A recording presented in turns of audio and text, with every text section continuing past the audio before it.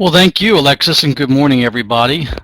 Absolutely delighted to have you all with us this morning for the IOA webinar series, and especially happy that Chris Goncalves has carved out an hour of his time to share with us his incredibly interesting insights on this topic of LNG in the Americas. And Chris, thanks so much for, like I said, carving out a good bit of your time this morning to share your keen insights with us. It's always a pleasure to work with Chris, and Chris has been working on LNG for a long time, so it's always great to have him with us and sharing some of his knowledge.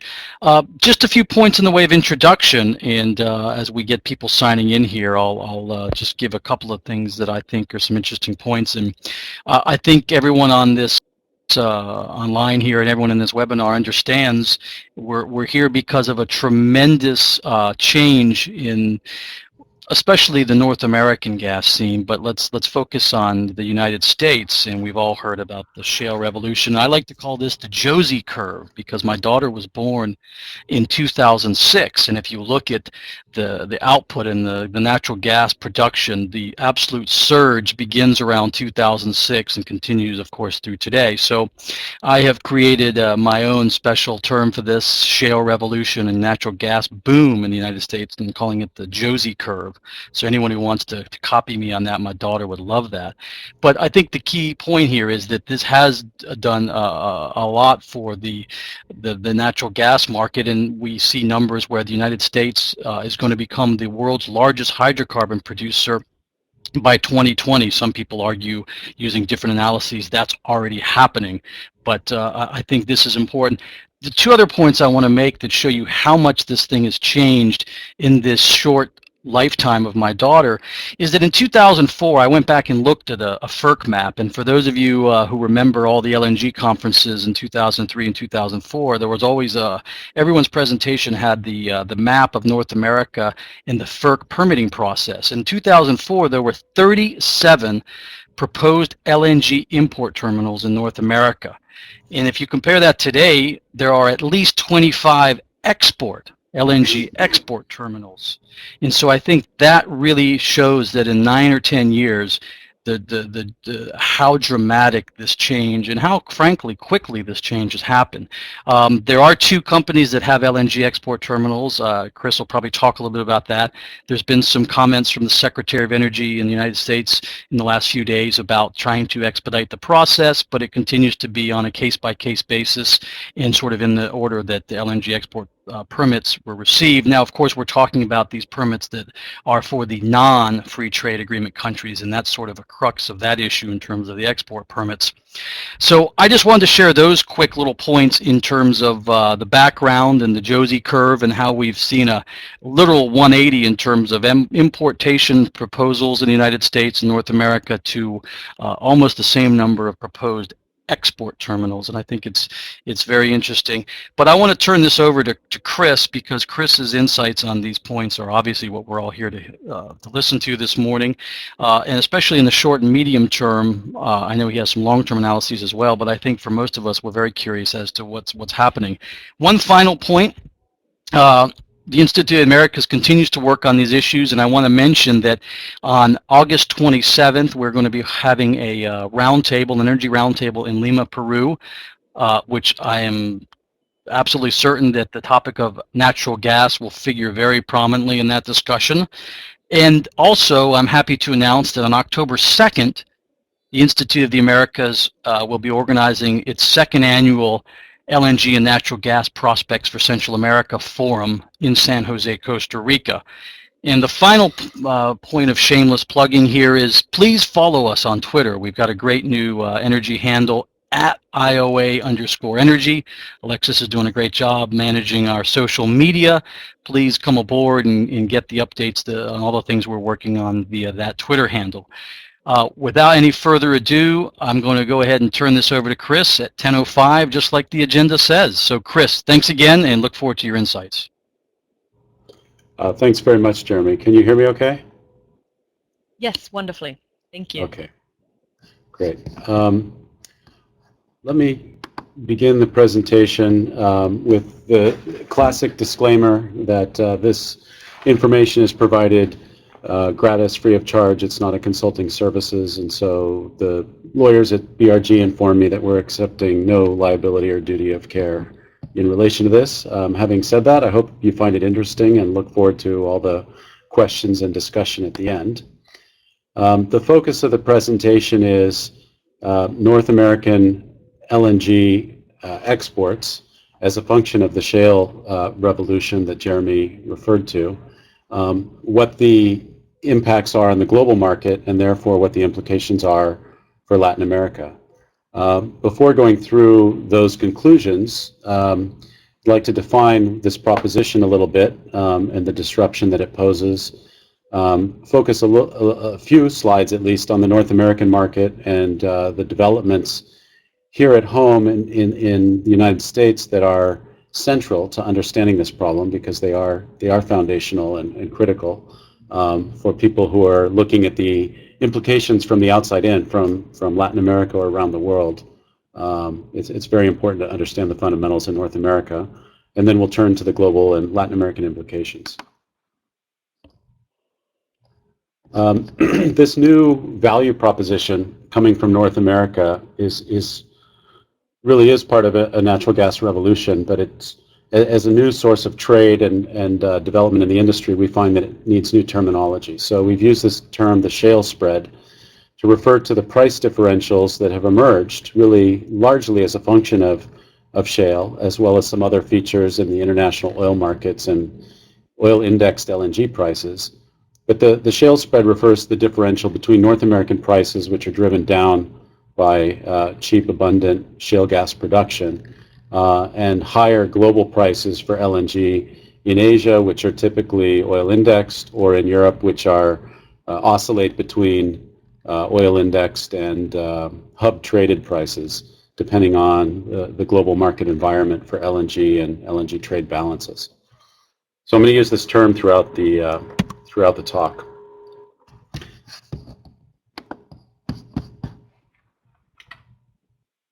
The slide switching seems to be a little bit slow.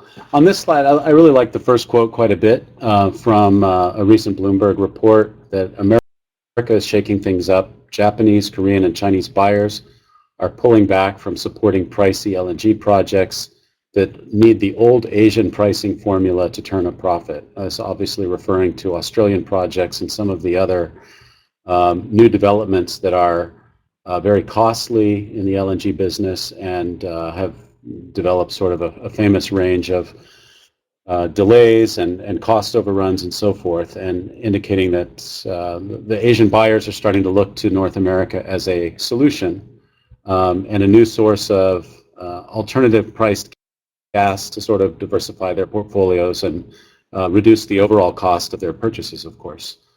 There's some other quotes here from others in Japan that characterize the issue, but the main point is that there's quite a bit of change going on, and the prospect of North American LNG exports has certainly captured global attention and is getting a lot of interest from foreign investors. The critical question really is, what does all this mean for prices? Obviously, the shale gas production and the LNG exports are responding to these shale spreads, but depending on the magnitude or the volumes of exports, they could also contribute to the future outlook for prices. The more North America exports, the greater the impact on supply-demand balances for LNG worldwide, and therefore the greater potentially could be the impact on LNG prices. So we get asked the question a lot, how quickly could these LNG exports start to erode the shale spreads that they're taking advantage of, and will the market at some point collapse? Will the shale spreads fall back to earth and therefore eliminate the motivation for LNG exports in the first place? So that's really the focus of a lot of the analysis here. The chart on this slide shows the Atlantic and the Pacific shale spread, the Atlantic in green being the difference between U.S. and some benchmark prices in Europe, the purple being the difference between U.S. and Asian prices, or one representation of Asian prices. And what it shows is these differentials have climbed tremendously over the last several years, and particularly over the last 2 or 3 years, to reach really tremendous levels of difference. And then, of course, the question going forward is that sustainable, or will this collapse? And that's what the right hand of the chart depicts.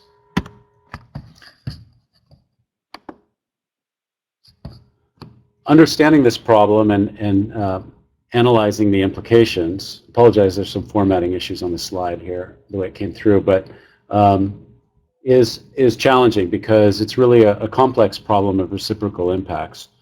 Without going through all the detail, it's clear that the North American market in the future will be impacting global markets, but there can also be ways in which global markets impact North American markets in terms of the amount of draw for LNG and what that means in the domestic market in North America. The bottom line is that the sustainability of shale production and the scalability of global LNG demand are the two features that will most drive shale spreads, and thus both the LNG and industrial trade economics that are being debated quite a bit these days in Washington.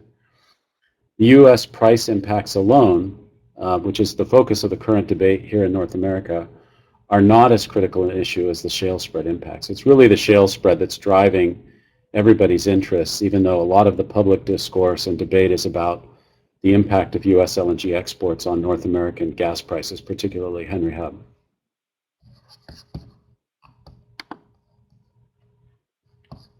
Apologize for the pause. It's a little bit slow when I change the slides for it to recognize. Let's turn now to some of the North American drivers and the impacts from shale gas production here in the U.S. in particular.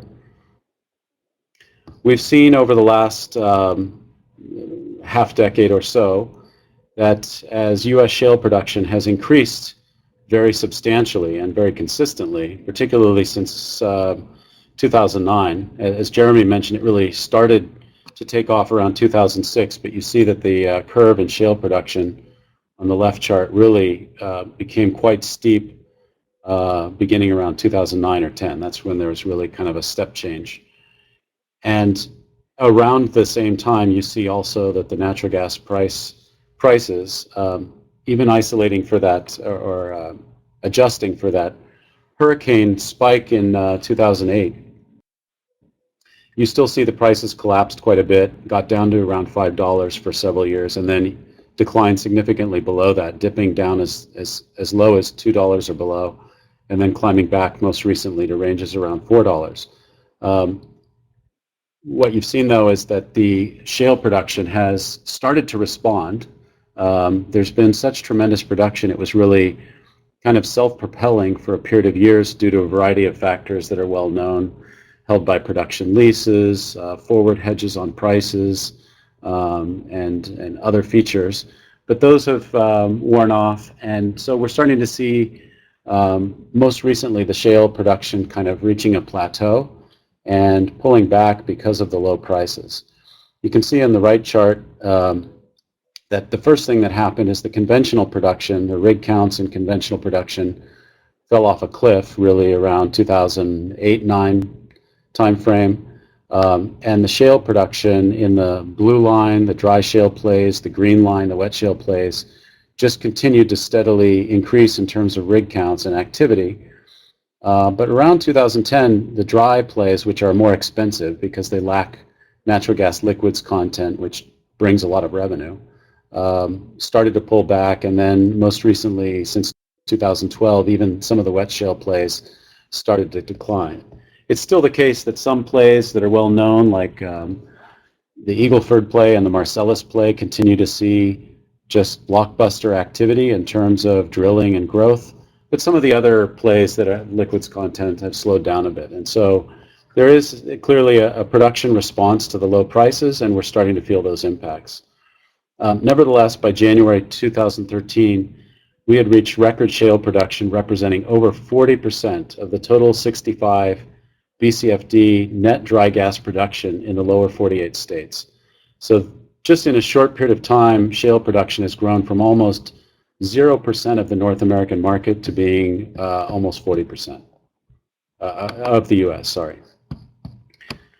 Looking ahead, this is some public information from U.S. Energy Information Administration. We see that from a 69 or so 70 BCFD market currently, we're up about 5 BCFD from just over a decade ago, but the market has been very flat for quite some time, and the recent growth, or the growth over the last decade has been quite recent due to cheap shale, coal to gas switching in the power sector, and some industrial growth. But it's really been a very slow market in the past. Looking forward, we see continued, or the U.S. government sees continued growth in the switching to gas from coal due to coal retirements and also just economic dispatch favoring gas. Quite a bit of petrochemical, chemical, and industrial growth driving new gas consumption, particularly in the U.S. Gulf Coast, but also the Mid-Atlantic. And some new growth coming from the transportation sector. There's, as is probably very well known to most of the audience here, there's a lot of investment in North America going into switching fleet vehicles for transportation. There's a lot of activity around LNG trucking and new investments in rail and maritime consumption as well. So this will start slowly and take some time, but you're going to start to see some larger numbers in the transportation sector for natural gas consumption as well. You add it all up, we're talking about 8 or so BCFD of growth in the North American market on average by 2025. And we think as a mid-range target for LNG exports that LNG could essentially double that demand growth. It could be 2 to 7 BCFD, if not more, essentially bringing the North American market up toward about 85 BCFD by 2025 when you include exports as well. So a pretty significant impact to be able to double the amount of growth expected in the market. And there's a lot more that's possible. When you add up the projects, if you focus on the left side, the projects existing under construction, principally the Cheniere project at Sabine Pass. But if you look at some of the very advanced Canadian and US projects, you can get another 7 BCFD from those in the purple bar. And then that gets you to the numbers I mentioned on the prior slide. But if you look at all of those projects that Jeremy mentioned that are permitted and in various stages of development, not permitted, have applied for permits and are in early to mid stages of development. They may not have commercial contracts yet in most cases, or they don't have their permits, or a variety of features that cause us to think of them as more speculative. But there's a lot of them, and some of them are getting very good traction, both in the US and Canada. So when you add all of those up, there's another 27, 33 BCFD of potential projects there. So there's a lot of upside to the LNG export story. If the permits keep flowing and if North American prices remain competitive with global prices. At the core of this, as I said earlier, is the shale production cost profile. And we've realized in our analysis of shale production costs and prospects over the next several decades that our firm is one of market and economic consultants, and we do a lot of work on energy economics and supply chain and so forth. But one of the things that's really critical for shale is the geotechnical components, and so we've teamed up with a geotechnical firm named Energous to produce a shale production cost model. We call it SHARP, that focuses not only on the economics of shale production, but really the underlying productive features and the different prospects in terms of categories of wells and types of wells in terms of their estimated ultimate recovery, their initial production and decline rates, and a lot of the technical and production features associated with different categories of wells. So what we're trying to capture essentially is an analysis of what happens in the shale business when the producers, due to the volume of production, start having to move away from some of the sweet spots that have been the focus so far into the less productive wells, the less productive geologies and the less productive areas of production, so that we can start to understand what that means economically in terms of the cost of production, but also over the very long term in terms of the overall volume of production.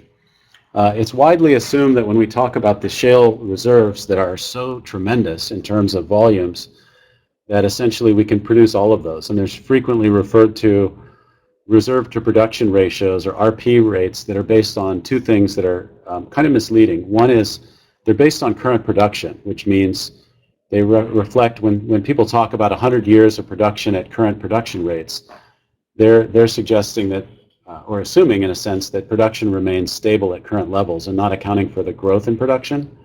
Another feature is that they're looking at the reserves as being 100% producible.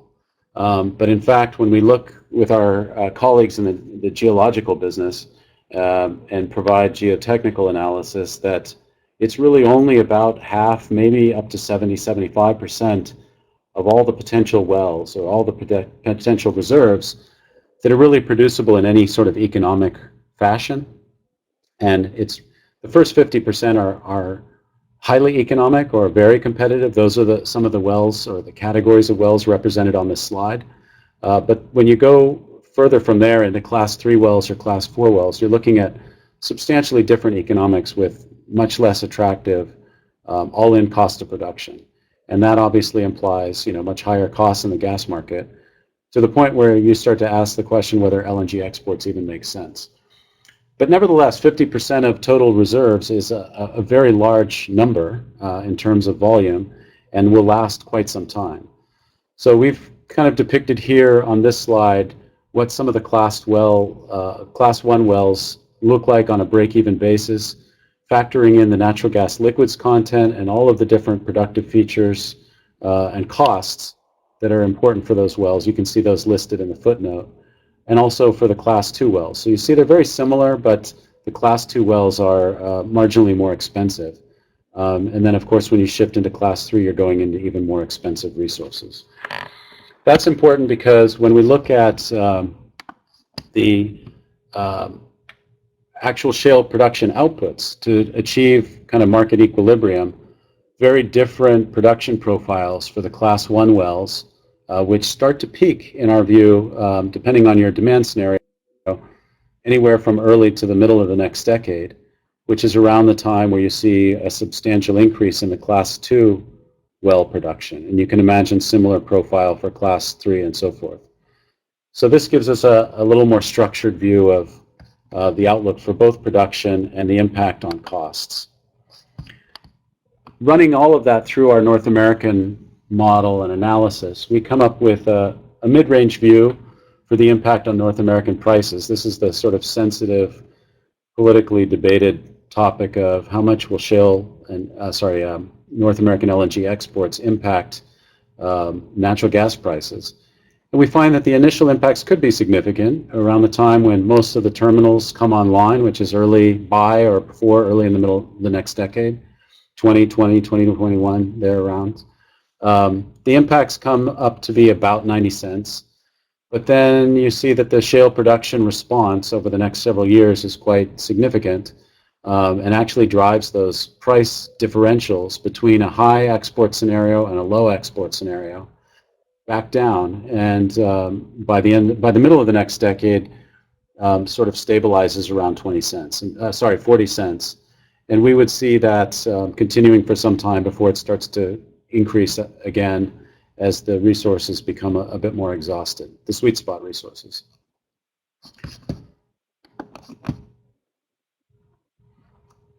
So let's turn now to the impact on global markets. There we go. Related to this North American export proposition. The most important thing to say, first of all, is that U.S. export growth is not the only thing that's going to impact global LNG markets by a long shot. Although sometimes this is assumed, that's very misleading because, in fact, the Australian production delays themselves are a major global driver of supply-demand balances and LNG production costs and economics. The prospect of new LNG production in East Africa and the East Mediterranean later this decade or early the next decade could be quite a significant adder. Individually, each of the projects is fairly small, but there are several of them. And when you factor in Mozambique, Tanzania, Cyprus, Israel, there could be potentially a significant amount of additional LNG from a handful of those projects should they come to pass. On the demand side, there are also very significant drivers, which is the development of new regasification terminals throughout the emerging markets of Southeast Asia, Eastern Europe, Latin America, and even Western Africa. Chinese shale production and how much that may offset the widely expected boom in Chinese LNG consumption.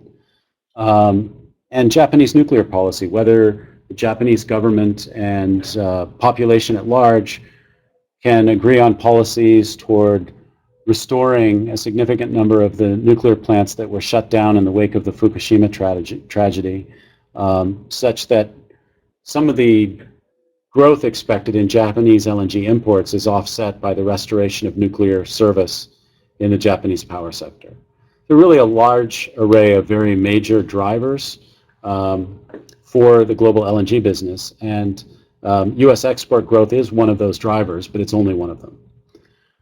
Ultimately, global supply-demand balances and increased supply liquidity could impact pricing practices, especially in East Asia and Europe. And we think it's an important feature of the future markets that between 2015 and 2025, in the critical markets, some of the largest global markets of Japan, Korea, and Taiwan, 60% of existing LNG contracts, or approximately 61 million tons a year, will expire, which enables buyers to either drop oil index supplies or renegotiate the terms of those oil index supplies should the global market environment enable them or empower them to do so. Just going through some of those impacts that I'd referred to, with respect to new LNG production from Israel, Mozambique, and in particular, but also the impacts on Australia, we see that the amount of U.S. LNG exports, should we have a sort of robust North American scenario, would have some offsetting impacts. It can either delay or even damage some of the liquefaction projects in Australia and possibly also in those other regions. So that if we add, say, between a high and a low scenario for North American exports and maybe 5 to 6 BCFD, perhaps half of that, maybe about 2.5 BCFD, would have some offsetting impacts in the projects around the world. That's just based on our evaluation of the economics of those projects and which ones are at risk. So that the net impact of the exports from North America is actually offset by some of the global impacts, and probably the overall net increase would be something like half, perhaps about 3 BCFD.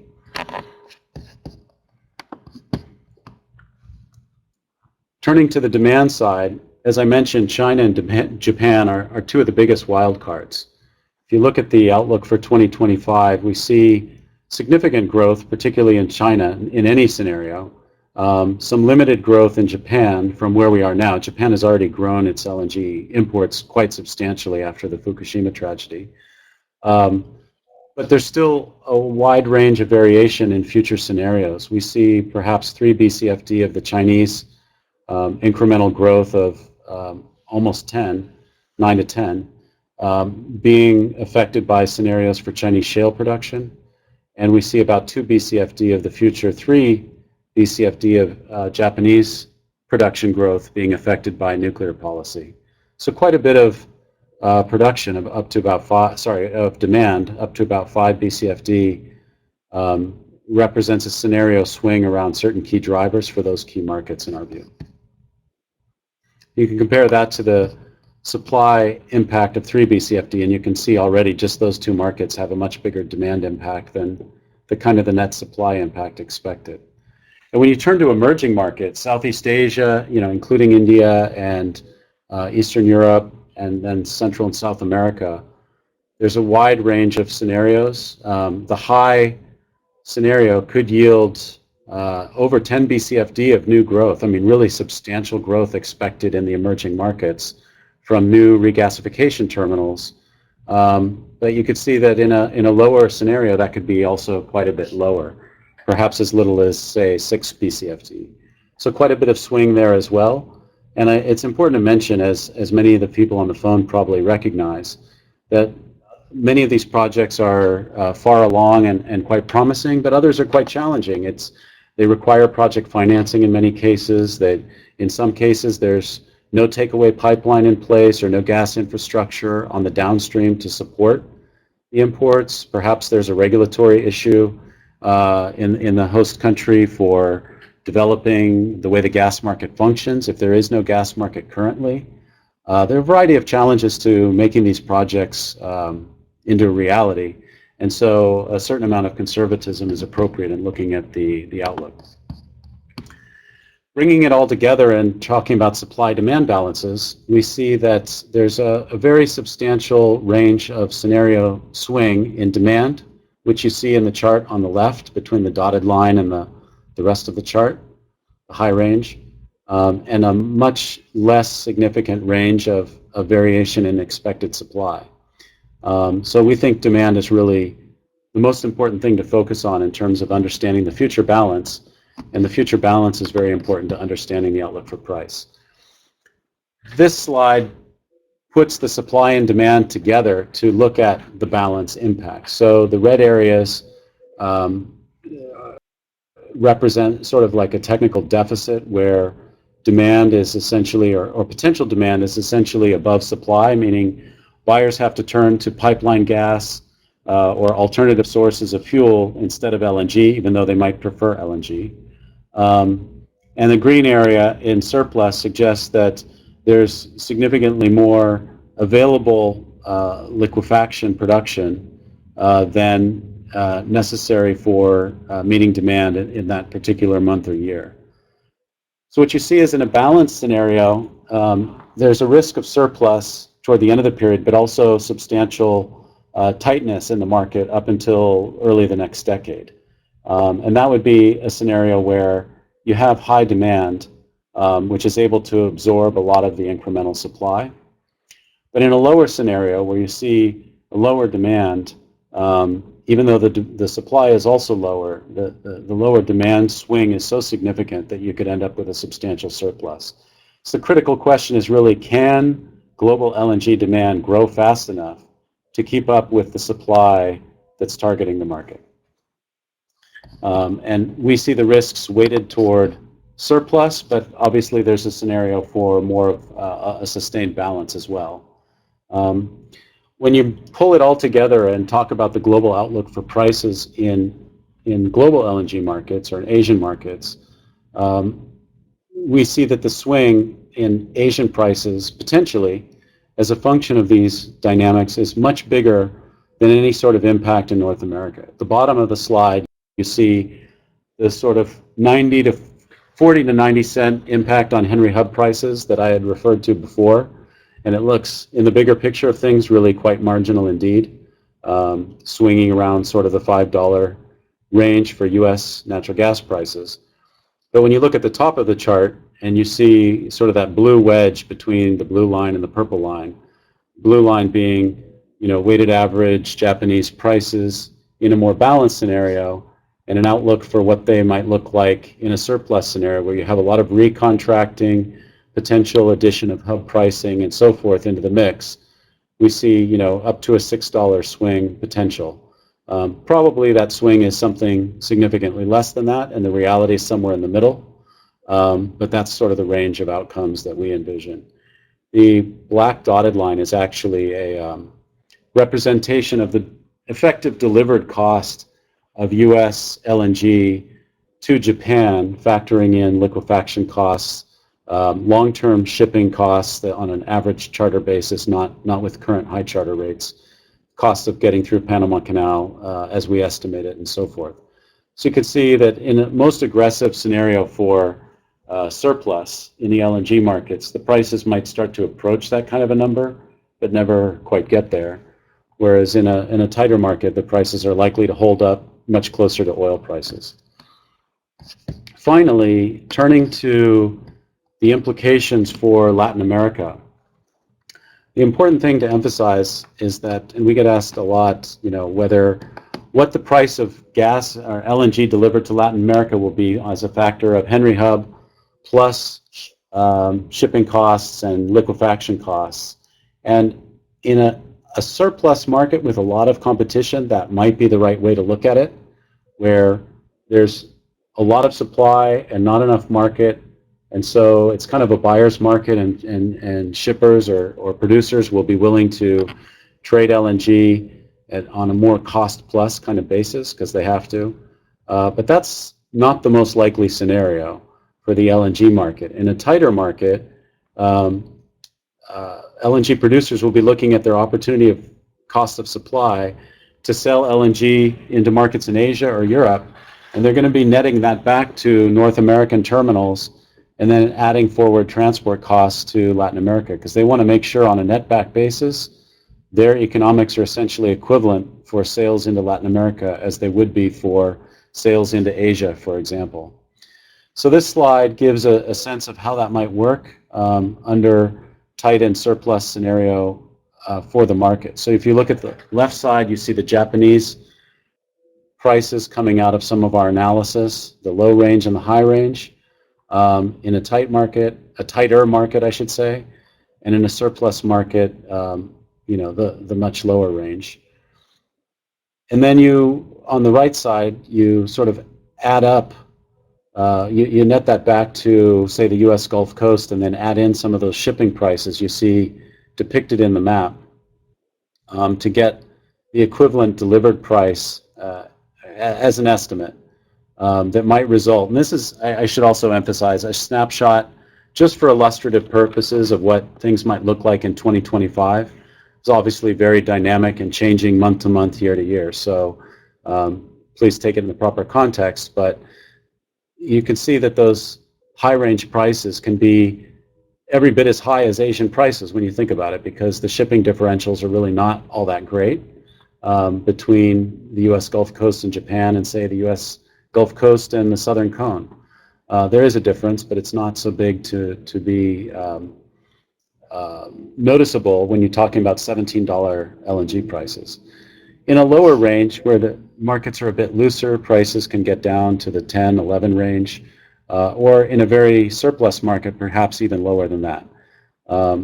So hopefully this gives a feeling for the economics and dynamics in the LNG business, what some of the major drivers and variables are that will impact the outlook for and the options for North American LNG exporters in the global markets, the markets they see, the economics they will confront, and what the implications are for selling that LNG into Latin America and other emerging markets. Thanks very much for your time, your attention, and I welcome all your questions.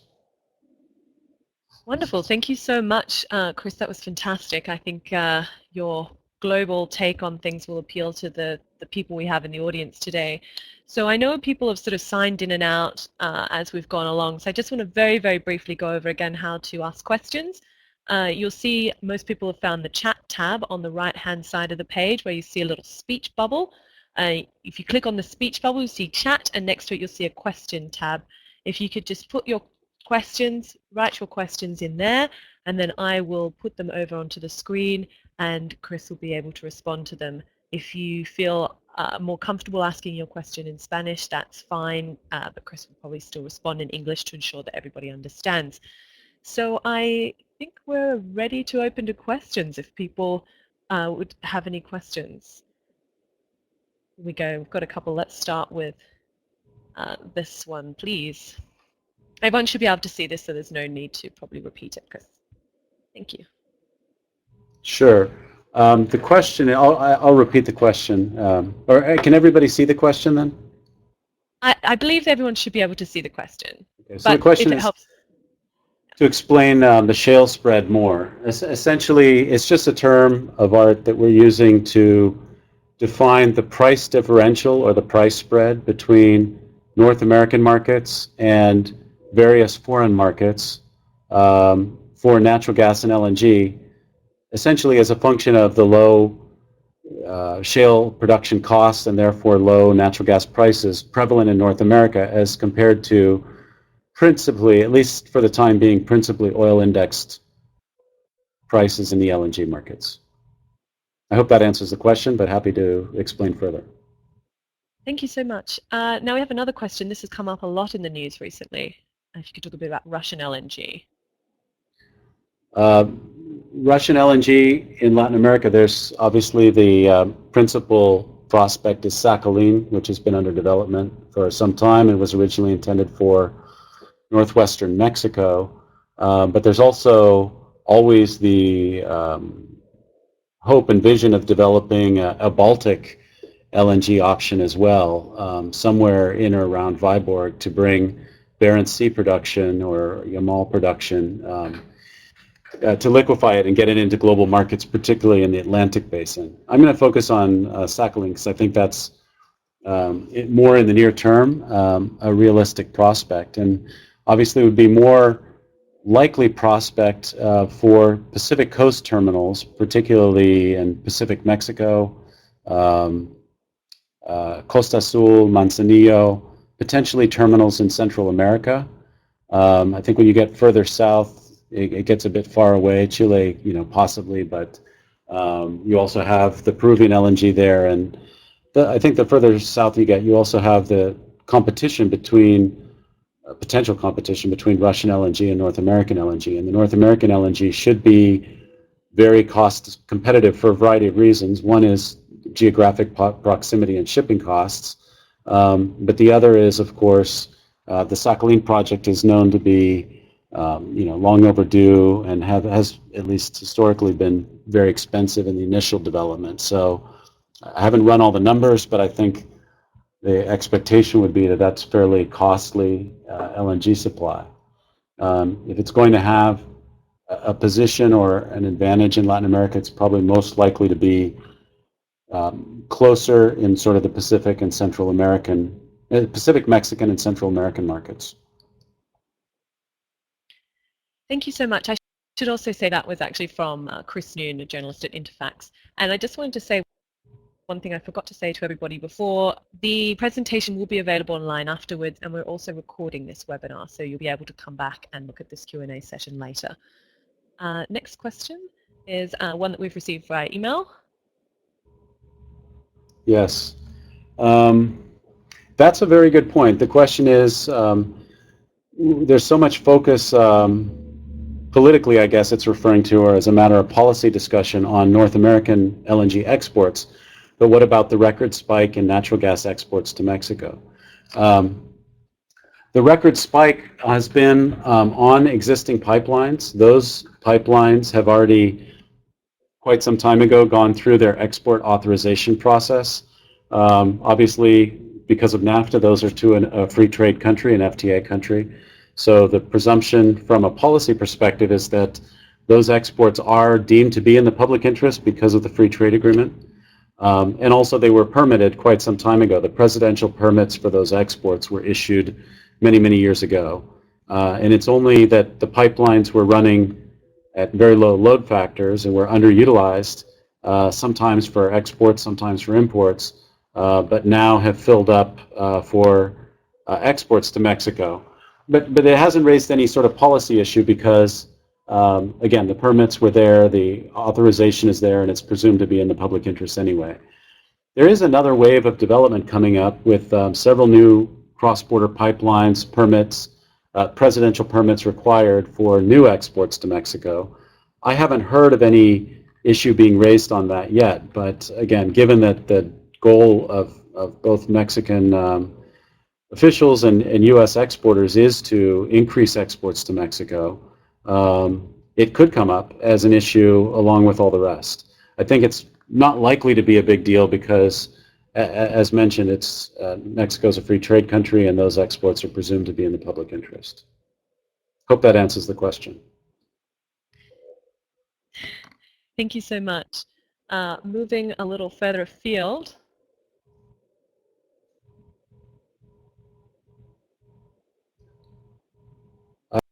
I'm not sure if I lost sound. Can you hear me?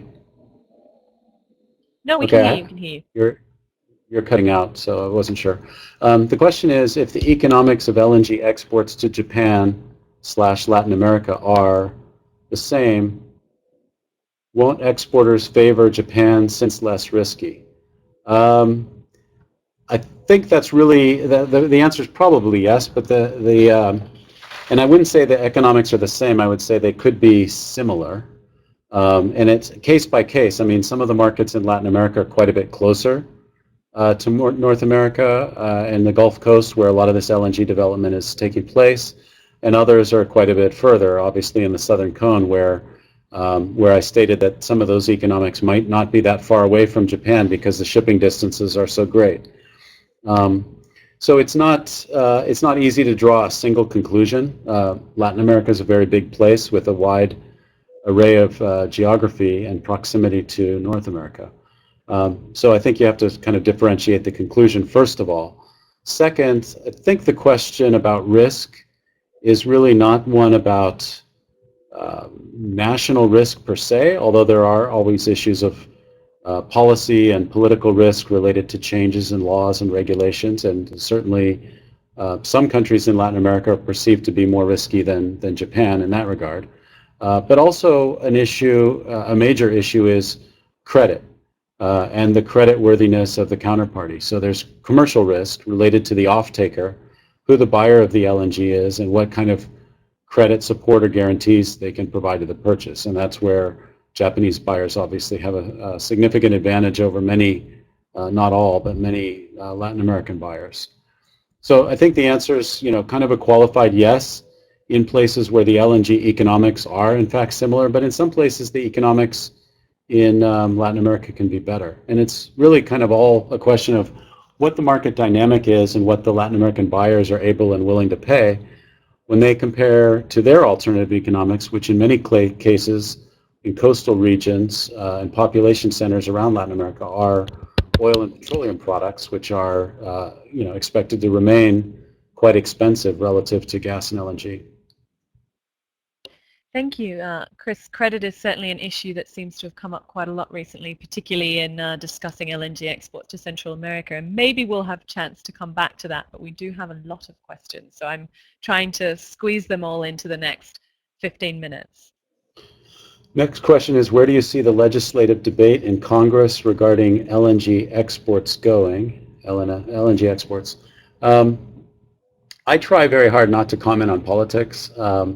I think what we can say is that there's, as Jeremy mentioned at the beginning, there's a new Secretary of Energy who has said he's going to be careful and methodical in reviewing the terminal permit applications, and will continue reviewing them on a case-by-case basis, one at a time. We now have 2 permits authorized, and there's a sort of informal expectation of several more non-FTA type permits coming out in the course of summer, so that by the end of summer, if the rumors are correct, and if things play out the way people are speculating presently, there'd be at least 4, maybe 5 permits for exports, including non-FTA exports, available by the end of the summer.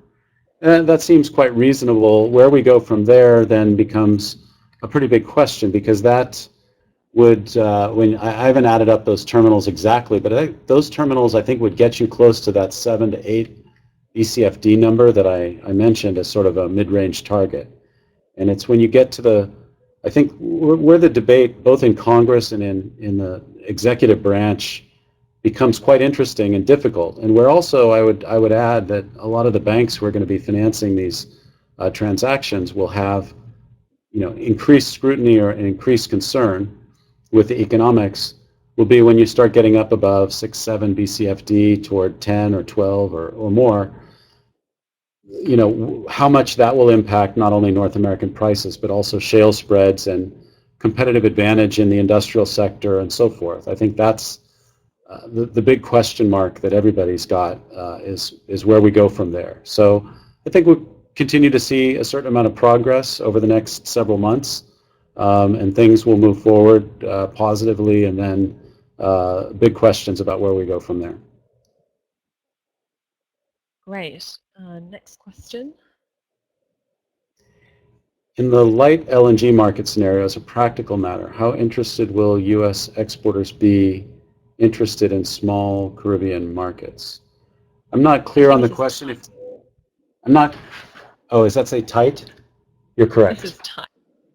It's hard to read. No, it is. in a tight market scenario, in other words, where there's a lot of LNG demand, and relative to LNG supply, how interested will U.S. exporters be in the smaller Caribbean markets? I think it's a very good question. This comes up a lot. And I think if there, again, a lot depends on the market's ability and willingness to pay competitive prices. I would expect that, except those producers, and there are a few who are thinking of LNG producers in North America who are thinking of portfolio strategies for their sales as opposed to optimum sales to premium markets. Except for them, the question is right that there'd be much greater interest in Asian buyers with typically good credit, high volume demand, and long-term contracts with pretty firm kind of base load requirements. Whereas the Caribbean markets are seen to be individually smaller, certainly more variable seasonally, and so forth, that are sort of harder to build a business proposition with a full load of supply. One interesting idea that always intrigues me, that I've had several discussions with various developers and financiers about, is an integrated business strategy for the Caribbean where multiple loads are aggregated into a single sort of purchasing unit.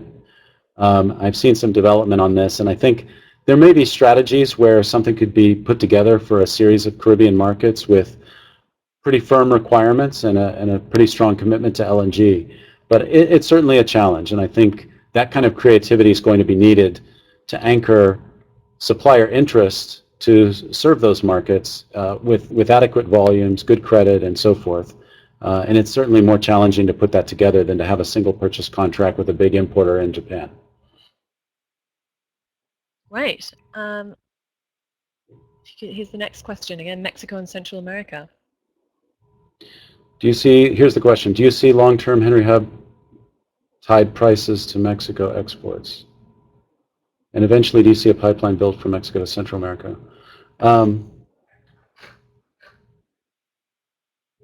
not sure I understand the first part of the question, but I think if the question is, will exports to Mexico be tied to Henry Hub over the long term, then the answer is yes, principally because most of those exports, all of those exports for the time being, are via pipeline, and that gas is typically tied to Henry Hub directly or indirectly. If you know the formula for the way Mexico pays for gas, it's historically tied to Houston Ship Channel. It's been more recently linked more directly to Henry Hub. So that I think is a true statement. The next part of the question is, do you see a pipeline built from Mexico to Central America? This has been I followed this for a while. I did some work on this about a decade ago. There's been a lot of questions about it. Mexico used to be very interested in it, but then became constrained for gas supply and sort of lost interest. Now with shale gas production coming back, you could imagine a scenario, and also with Pemex, I should say, with quite a bit of activity in the new government around constitutional reform and various actions in Mexico to sort of open up foreign investment and develop the gas sector much more aggressively.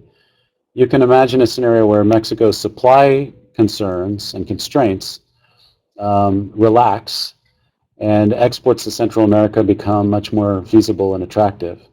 It's a challenge. I don't think it's a done deal yet, but over the long term, I would think that it's a great idea and certainly beneficial to both parties. Pemex and Mexico on the one side, and large Central American buyers on the other. I also think potentially in the long run, if there's a lot of LNG trading into, for example, Colombia and Panama, that a pipeline sort of from the southern part of Central America toward the center is also potentially a good idea.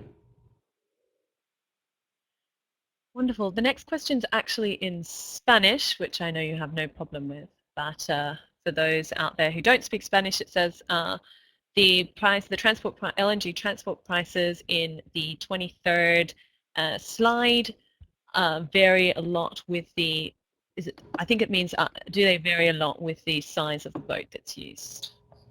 I believe that's what the question's asking. The answer is yes.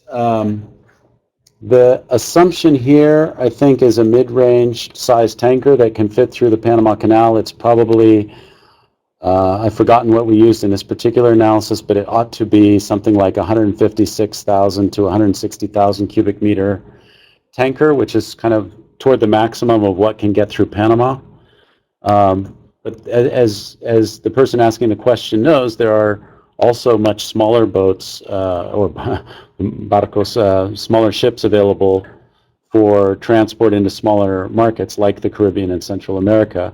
They're not very common anymore. Those are the older sort of smaller ships, but there are ships below 100,000 cubic meters and so forth that can be used. A general rule of thumb, it's not always the case, but the general rule of thumb is that the larger the ships, sort of the better the economy of scale, so that the smaller ships have two disadvantages. One, they have a higher unit price because of lower volume. They're able to transport in the amount that they have to go back and forth to move certain volume. But second, typically they're older and less efficient ships. I mean, the newer technologies, the newer ships always tend to be the most efficient, higher tech vessels. So I think the answer is yes, there could be significant differences for lower ships. Another thing, since they're asking about shipping costs, that's important to emphasize is that these are with long-term average charter rates and middle-of-the-road assumptions. Some folks come up with much higher shipping costs, both to Asia and Latin America, and it's largely because they're using recent charter rates, which are almost double long-term averages, and it quite substantially increases the cost of shipping. So the assumptions in the shipping model we run and the shipping analysis that one performs are very important. I hope that's clear enough. Thank you. Thank you so much. I'm just going to emphasize that we only have about 5 minutes left, so we'll probably have to take the questions that we have and end with those. We've still got about 4 or 5 questions left, Chris. And to the person who asked, yes, the presentation will be available afterwards in PDF on our website. I'll send you the link, and also the recording will be available. Thank you. Sorry about that interruption there. This question, could domestic Latin American shale production eradicate the need for LNG imports? It's hard to answer that question in a blanket fashion. It depends on location, of course. Most of the Latin American shale potential is, in terms of volume of shale resources, appears to be in Argentina. So, and it seems to be very challenging to get that production underway in Argentina for a wide variety of reasons.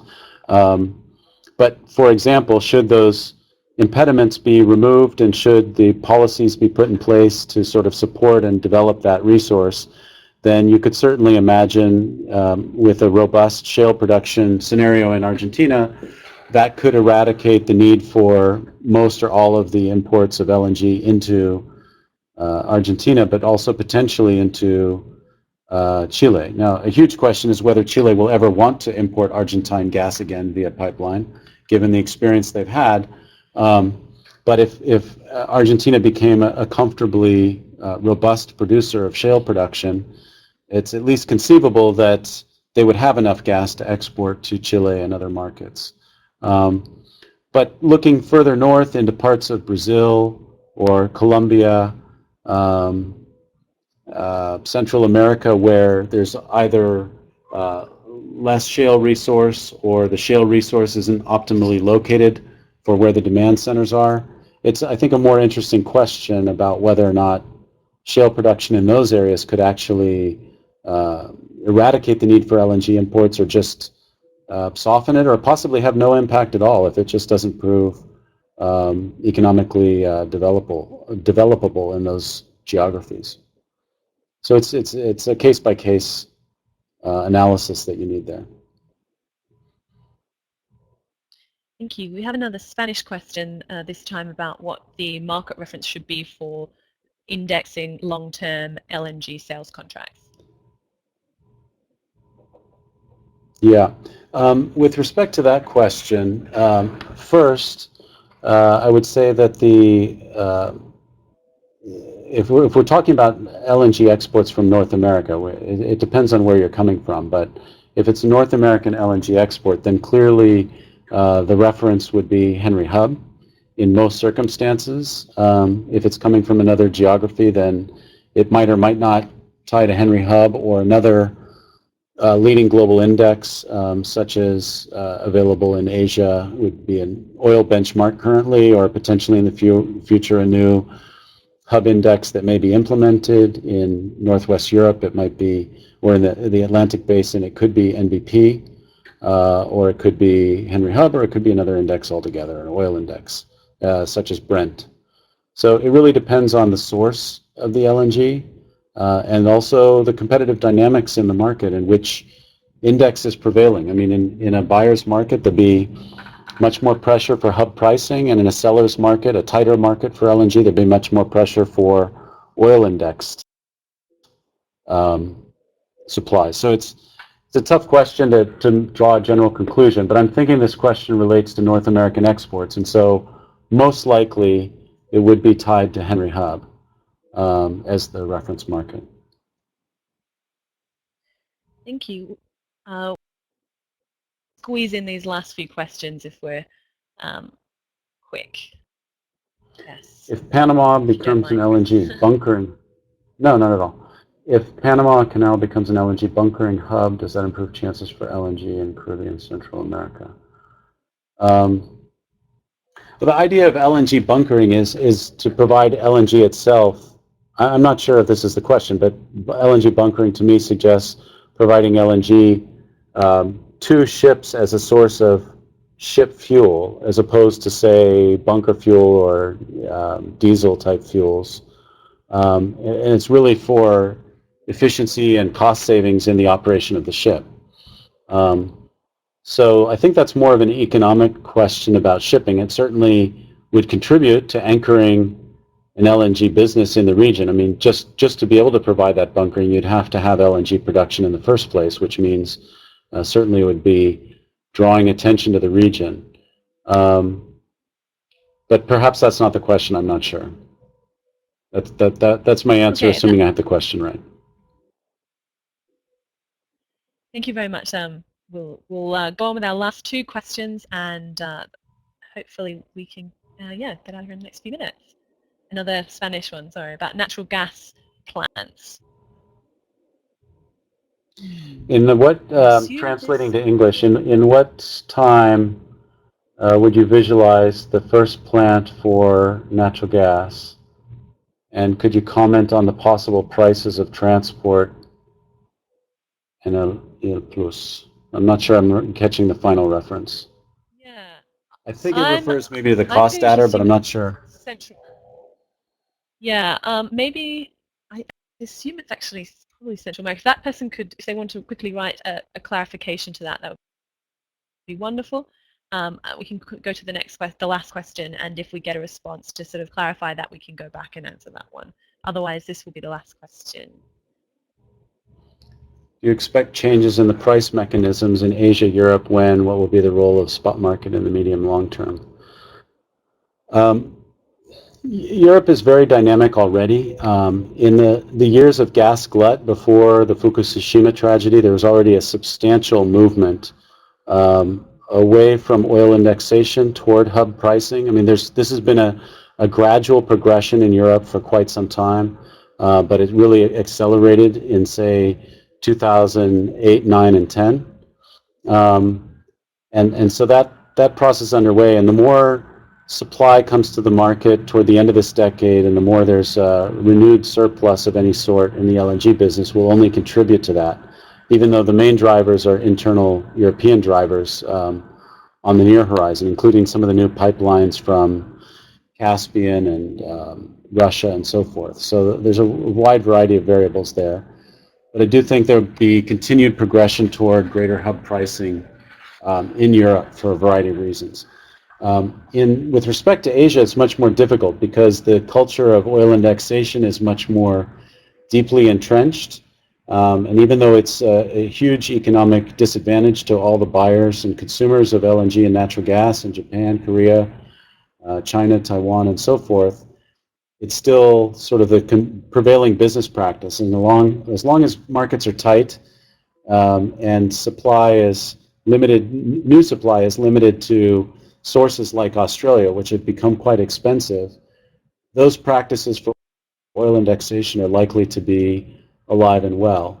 I think what's very interesting is after 2015, when you start seeing the prospect for all kinds of new LNG coming from North America, East Africa, East Mediterranean, and so forth, Russia, as one of the questioners mentioned, what will happen then, and how much will the supply-demand balance sort of shift in favor of the buyers?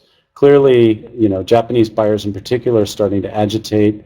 They've created a futures contract for LNG. There's talk of creating, a more formal hub market. There's been a lot of development also, or discussion about development in Singapore regarding this. So if the global LNG markets start to shift in favor of buyers, and if when all those contracts expire, in the next decade after 2015, there's a lot of formal policy development toward developing hub markets, and also, it should be said, potentially deregulating downstream markets in Japan and other locations where right now LNG or gas prices are a pure pass-through to customers. And it's very expensive, but the buyers are not penalized for paying high prices because their end customers are forced to pay the same high prices. It's a pass-through.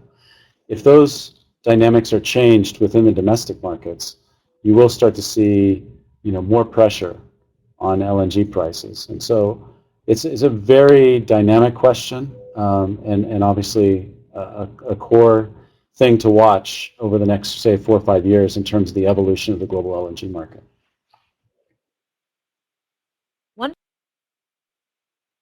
Interesting, and thank you everybody for your wonderful questions. As you see on the screen, we have a few upcoming events. Just a reminder that Jeremy spoke about them at the beginning. Our Peru Energy Roundtable on August 27, October 2nd, second annual forum on prospects for LNG and natural gas in Central America. Please follow us on Twitter at @IOA_energy. I've tweeted a few times during this talk, you might have noticed. And also keep an eye out for upcoming webinars. And Jeremy, if you'd like to just end this session for us. Oh, well, I just would like to thank Chris again, and absolutely wonderful. This is a topic of the moment, and it's something that, as Chris has pointed out, is an incredibly complex topic and is going to continue to evolve, especially in the short and medium term. So thanks, Chris. We saw your advisory notice at the beginning, so we won't consider this as consulting advice, but it was certainly wonderful advice, no matter what, and the perspectives are fantastic. Thanks for sharing that with us. And thank all of you on the line here and on the webinar. This is And so we hope to have you on board for future webinars as we plan them in the coming weeks and months. And of course, August 27th, October 2nd, hope to see you all in Lima and San Jose. Thanks again, Chris. This is great, and thanks to everyone on the webinar this morning. Have a great day, everybody.